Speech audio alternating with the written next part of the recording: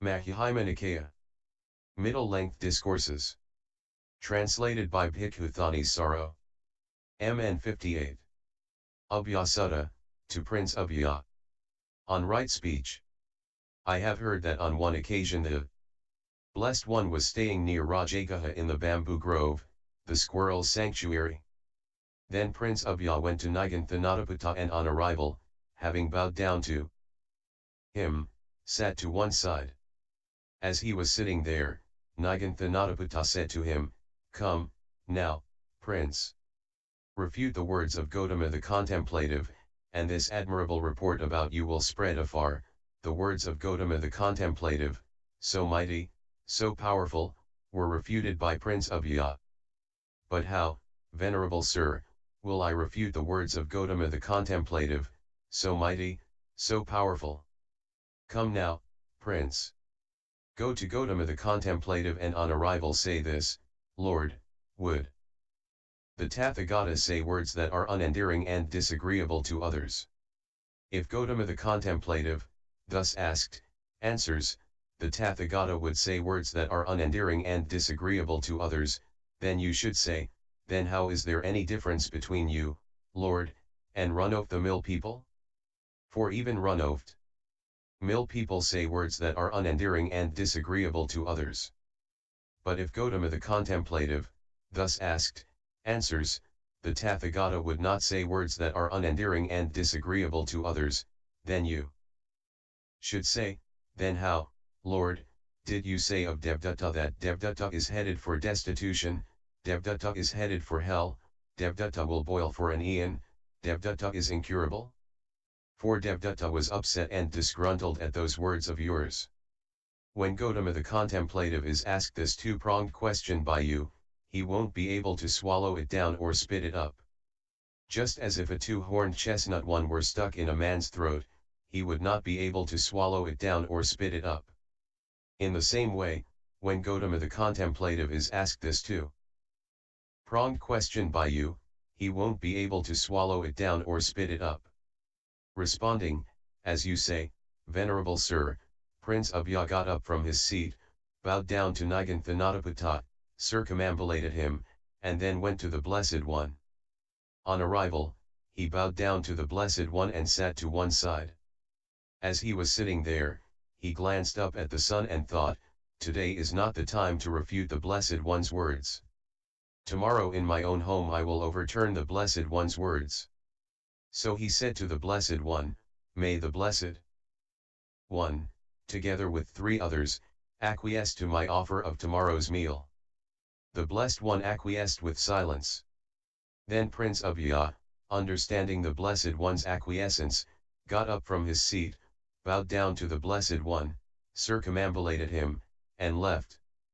Then, after the night had passed, the Blessed One early in the morning put on his robes and, carrying his bowl and outer robe, went to Prince Abhaya's home. On arrival, he sat down on a seat made ready. Prince Abhaya, with his own hand, served and satisfied the Blessed One with fine staple and non-staple foods. Then, when the Blessed One had eaten and had removed his hand from his bowl, Prince Abhaya took a lower seat and sat to one side. As he was sitting there he said to the Blessed One, Lord, would the Tathagata say words that are unendearing and disagreeable to others? Prince, there is no categorical yes or no answer to that. Then right here, Lord, the Niganthas are destroyed. But Prince, why do you say, then right here, Lord, the Niganthas are destroyed? Just yesterday, Lord, I went to Tathagata and, he said to me, come now, Prince. Go to Gautama the contemplative and on arrival say this, Lord, would the Tathagata say words that are unendearing and disagreeable to others? Just as if a two-horned chestnut were stuck in a man's throat, he would not be able to swallow it down or spit it up. In the same way, when Gautama the contemplative is asked this two-pronged question by you, he won't be able to swallow it down or spit it up. Now at that time a baby boy was lying face up on the prince's lap. So the Blessed One said to the prince, what do you think, Prince, if this young boy, through your own negligence or that of the nurse, were to take a stick or a piece of gravel into its mouth, what would you do? I would take it out, Lord. If I couldn't get it out right away, then holding its head in my left hand and crooking a finger of my right, I would take it out, even if it meant drawing blood. Why is that? Because I have sympathy for the young boy. In the same way, Prince. 1. In the case of words that the Tathagata knows to be unfactual, untrue, unbeneficial, or, not connected with the goal, unendearing and disagreeable to others, he does not say them. 2. In the case of words that the Tathagata knows to be factual, true, unbeneficial, unendearing and disagreeable to others, he does not say them. 3. In the case of words that the Tathagata knows to be factual, true, beneficial, but unendearing and disagreeable to others, he has a sense of the proper time for saying them. 4. In the case of words that the Tathagata knows to be unfactual, untrue, unbeneficial, but endearing and agreeable to others, he does not say them. 5. In the case of words that the Tathagata knows to be factual, true, unbeneficial, but endearing and agreeable to others, he does not say them. 6. In the case of words that the Tathagata knows to be factual, true, beneficial, and endearing and agreeable to others, he has a sense of the proper time for saying them. Why is that? Because the Tathagata has sympathy for living beings.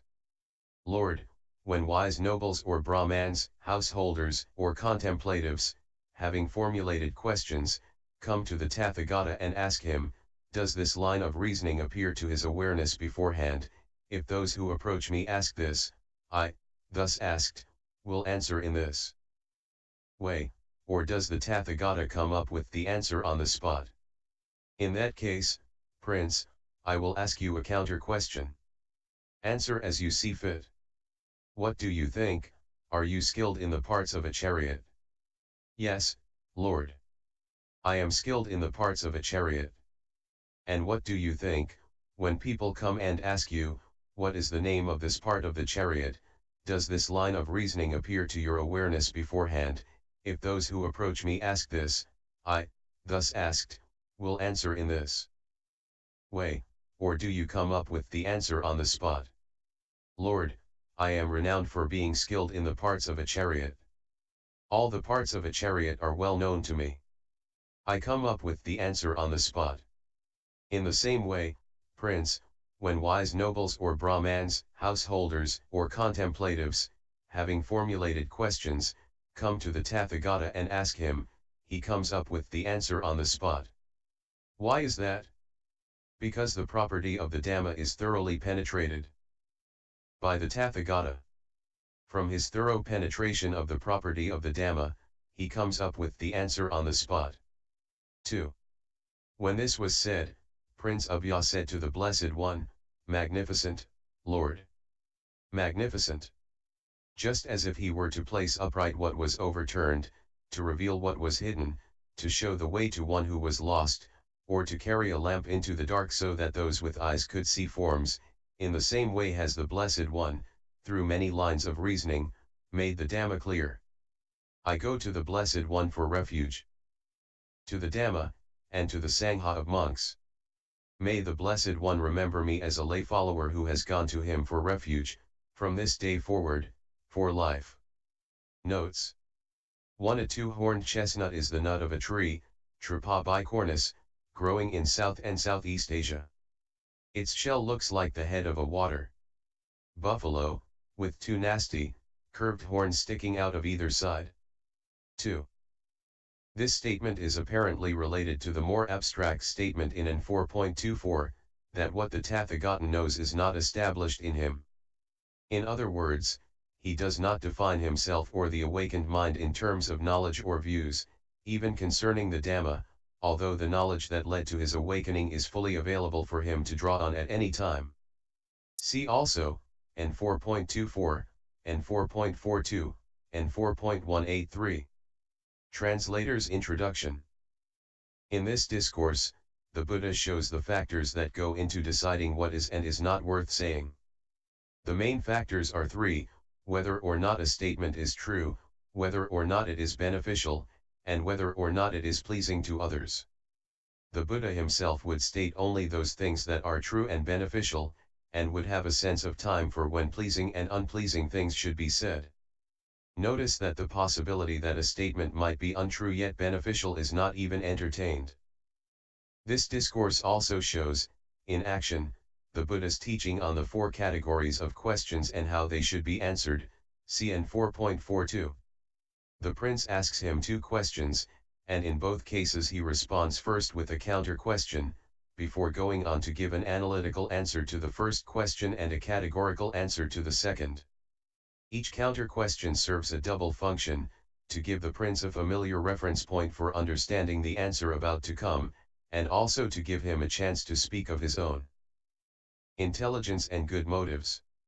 This provides him with the opportunity to save face after being stymied in his desire to best the Buddha in argument. The commentary notes that the prince had placed his infant son on his lap as a cheap debater's trick.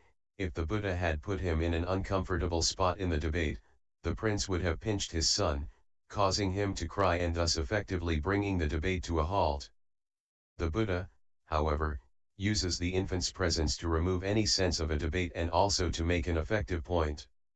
Taking Niganthanataputta's image of a dangerous object stuck in the throat, he applies it to the infant, and then goes on to make the point that, unlike the Niganthas, who were content to leave someone with a potentially lethal object in the throat, the Buddha's desire is to remove such objects, out of sympathy and compassion.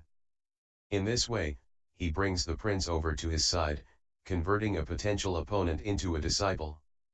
Thus this discourse is not only about right speech, but also shows right speech in action. End MN 58.